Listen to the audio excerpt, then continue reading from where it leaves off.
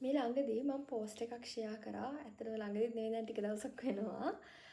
Cinnamon life එකේ finance department එකේ vacancy internship vacancy එකක් ගැන කියලා. එතකොට හුඟක් අය එක එක ප්‍රශ්න කමෙන්ට්ස් වලින් එතකොට මෙසේජස් වලින් අහලා තිබුණා. ඉතින් ඒ හැමෝටම පෞද්ගලිකව රිප්ලයි කරන්න බැරි නිසා මම හිතුවා මේ වගේ පුංචි වීඩියෝ එකක් කරොත් ඒක හැමෝටම උදව්වක් සහ මඟ පෙන්වීමක් වෙයි කියලා. ඉතින් එහෙම හිතලා තමයි අද මේ වීඩියෝ එක ඔයගොල්ලොත් එක්ක මම ෂෙයා කරගන්න හිතුවේ.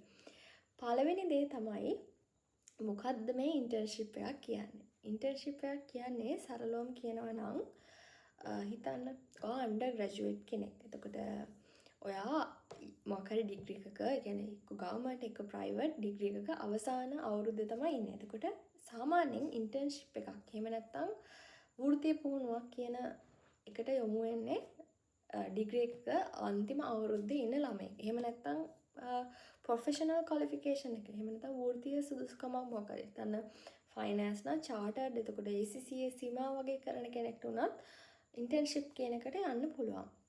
එතකොට බේසිකලි සාමාන්‍යයෙන් ඩිග්‍රී එකක් කරන ළමයෙක්ගේ අන්තිම අවුරුද්දේ මේක මොඩියුල් එකක් විදිහට එහෙම නැත්නම් එක සබ්ජෙක්ට් එකක් විදිහට ඉන්ටර්න්ෂිප් කියන එකත් ඇතුළු කරනවා.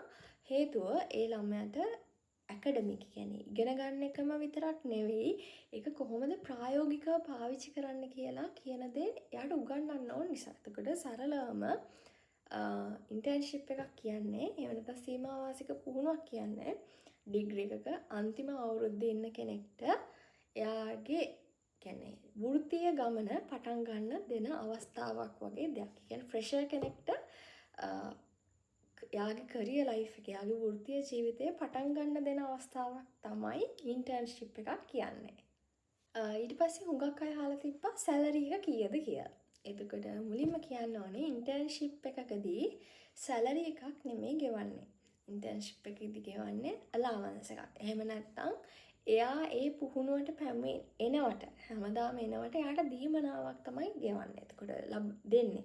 එතකොට හුඟක් වෙලාවට රුපියල් 25000ක් 21000ක් 20000ක් සමහරට 15000ක් ඔය වගේ මුදලක් තමයි අලවන්ස් එකක් විදියට. එහෙම නැත්නම් පැමිණීමේ දීමනාවක් විදියට ඉන්ටර්න්ෂිප් එකේදී ලබලා දෙන්නේ. හැබැයි මේ දවස්වල අන්පේඩ් ඉන්ටර්න්ෂිප් කියලා ඉන්ටර්න්ෂිප්ස් තියෙනවා. මම ඒක අනුමත කරන්නේ පෞද්ගලිකව.